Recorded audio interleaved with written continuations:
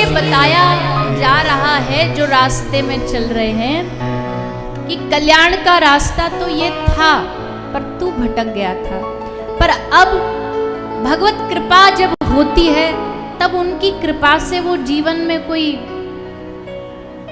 सत्संग के माध्यम से, सद्गुरुओं के माध्यम से, संत महापुरुषों के माध्यम से उस रास्ता तक पहुंचने, उस गति तक पहुंचने से पहले हमें सावधान करा रहे हैं।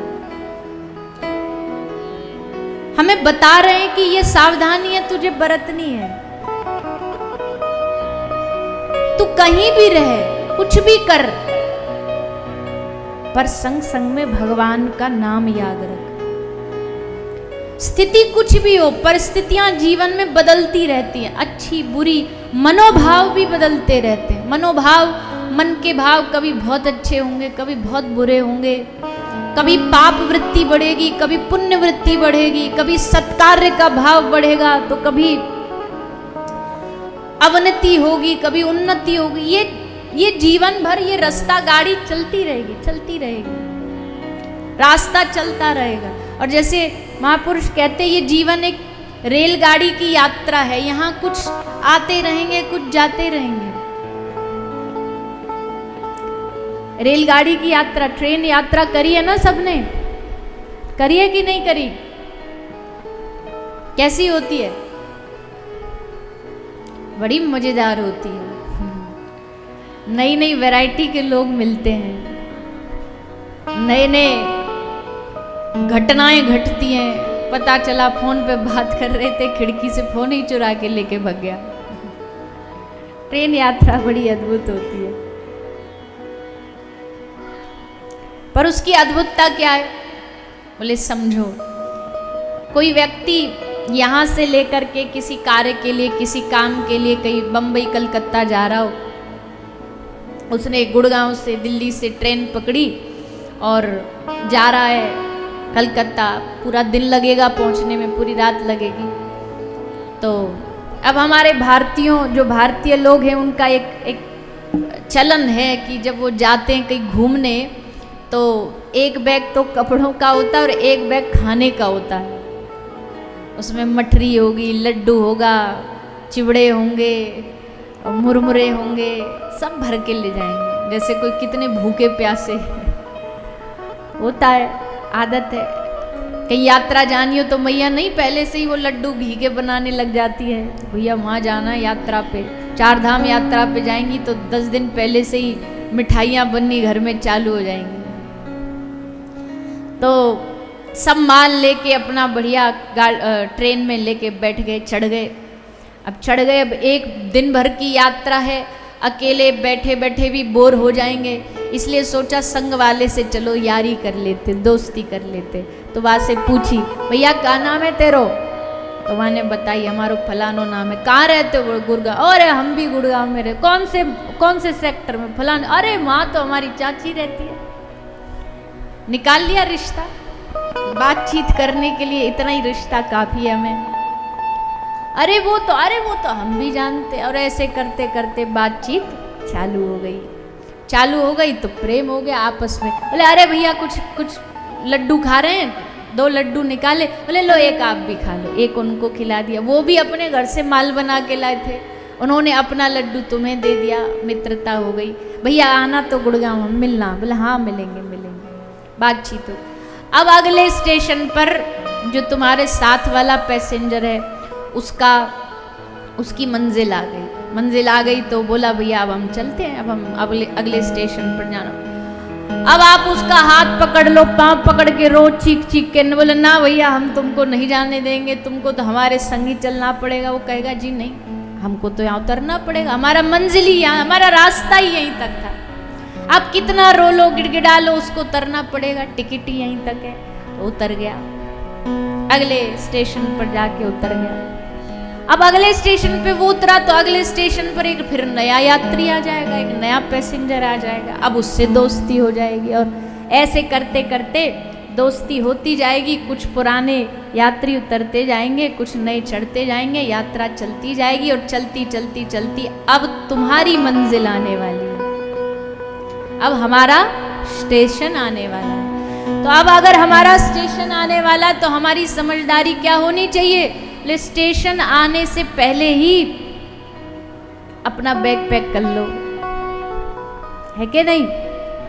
अब जब स्टेशन एकदम खोपड़ी पे आ जा, सर पे आ जा, तब थोड़ी तुम सामान उठाने में लगोगे। एक स्टेशन पहले से ही व्यक्ति को तैयारी करनी चाहिए। एक स्टेशन पहले से मंजिल आने वाली है। कभी भूलू ना यार, एक स्टेशन पहले से तैयारी कर लेनी चाहिए। अब क्या होगा? अच्छा, अब मान लीजिए आपका स्टेशन आने वाला, पर आपकी साथ वाले से ऐसी दोस्ती हो गई कि अब वो हाथ नहीं छोड़ रहा, ना आप छोड़ रहे। बोले ना भैया आप मत जाओ छोड़ करके।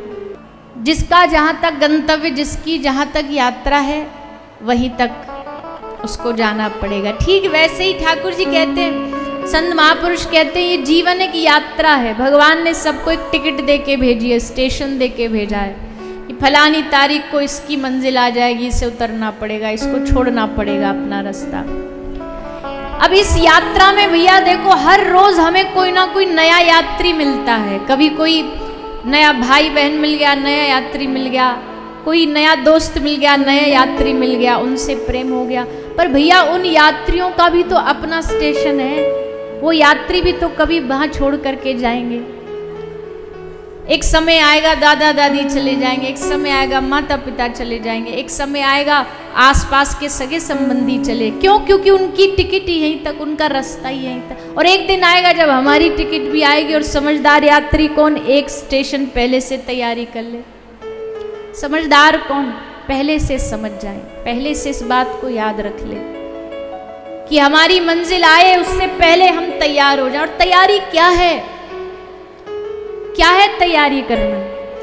सब जानते हैं कि यहाँ की तैयारी में कोई सामान नहीं जाता है। एक बड़ा सेठ नानक उसके पास गए। सेठ तो बहुत बड़ा, पर पैसा दान करने में बड़ा कंजूस, ना किसी की मदद करता ना। सबने कहा महाराज जितना पैसा है नानक किसके पास, इसको थोड़ा बुद्धि दो। नानक गए उसके पास। नानक ने उसको कहा, सेठ को, कि भैया मेरा एक काम कर देगा? बोले हाँ। सेठ जी के हाथ में एक सुई दे के नानक बोले, ये जो सुई है ना, मैं चाहता हूँ कि मरणोपरांत जब मैं मर जाऊँ उसके बाद मैं जहाँ भी जाऊँ तुम इस सुई को ले आना, मुझे इसकी बहुत ज़रूरत है, मुझे इसकी बहुत आवश्यकता। बोला ठीक है ठीक है। कह के नानक निकले घर से बाहर की, तुरंत उसके मन में आया, अरे तूने हाथों भर दी पर तू लेके कैसे जाएगा? मरते समय तो सब जल जाएगा, मरते समय तो कोई सामान लेकर के जाने की सुविधा ही नहीं है। सो भागा भागा आया, नानक को आकर के हाथ पकड़े के बोला, नानक, हे नानक देव, हे गुरु नानक देव, ये आपने हमको क्या जिम्मेदारी दे दी, हमारे बस की नहीं है ये सुई लेकर के जाने की। तो गुरु नानक देव ने हंस के कहा, बावरे, जब तू एक सुई तक अपने संग नहीं लेकर के जा सकता है, उसके बाद भी तेरे मन में ये भाव क्यों नहीं जाग रहा कि मेरा ये कुछ भी सामान साथ जाने वाला नहीं, ऐसा क्या कमाऊं, ऐसा क्या उपलब्ध करूं जो आगे तक भी मेरे साथ जाए, ऐसा क्या दे के जाऊं जो मुझे आगे मिल जाए। क्यों? क्योंकि अपने संग ले जाने का एक ही रास्ता है, जो दे के जाओगे वो वहां मिलेगा। देना ही, दे के जाना ही लेके जाने का एकमात्र रास्ता है। दे के जाना ही लेके जाने का एकमात्र रास्ता है, एकमात्र रास्ता, इसमें नहीं भटकना। इसलिए उस कल्याण के लिए काम करिए, संसार के कल्याण के लिए तो कर ही रहे हैं, खूब काम करते हैं, ऐसा मिल जाए वैसा मिल जाए। पर अब भागवत जी हमें याद दिलाती है कि अपने वास्तविक आत्मिक सुख के लिए, अपने आत्मिक कल्याण के लिए, अपने गंतव्य, अपने मंजिल तक पहुंचने के लिए श्री ठाकुर जी का सुमिरन करिए। कोई भी समय जब आपका हृदय, वैसे तो संसार में इतनी उलझने हैं कि उनसे ही नहीं निकल पाता, दिन भर उन्हीं उलझनों में फंसा रहता है। पर उन उलझनों में से अगर कभी कृपा करके ठाकुर जी ने एक पल भी आपके मन में उनकी याद दे दी ना, एक पल के लिए भी अगर उनका स्मरण हो गया, उनकी याद आ गई, या उनकी याद में एक क्षण के लिए भी आंख से में आंसू आ गए, तो समझ लेना कि ठाकुर जी ने आप पे परम कृपा कर दी। यूं ही नहीं कोई याद करता है भगवान को। हम कहते भैया उन हरि ने हमें याद किया है, तब हम उनको याद कर पा रहे हैं, नहीं तो संभव है ही नहीं।